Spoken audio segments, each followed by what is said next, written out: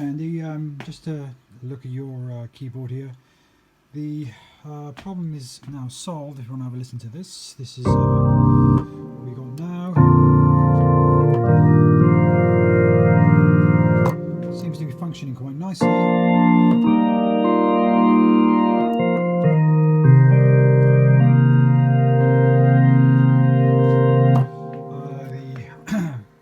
The drawbars are working nicely. We can look at that. On the bottom here, they all seem to be working well. There was another minor problem. This key here was a bit itchy. Happened to be middle C. That's working fine now.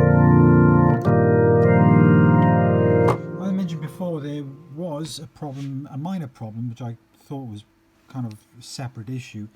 By the way, that's the replacement battery.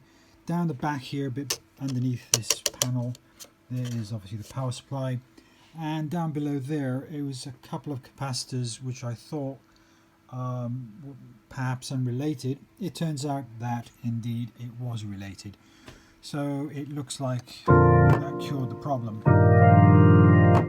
There's a few other little caps may need replacing.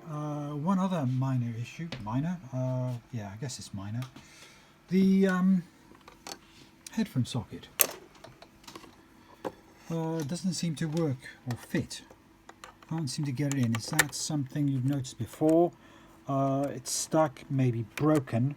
I can't get the actual headphone in there. It seems to be jammed. I don't want to force it in case I do any more damage. But apart from that, it's been running quite nicely.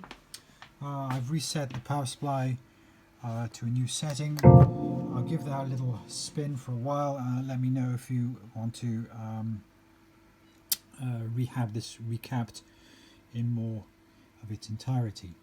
As it is, it's working fine. Appears. I'll check over a little while and see if there's any other issues. Talk later.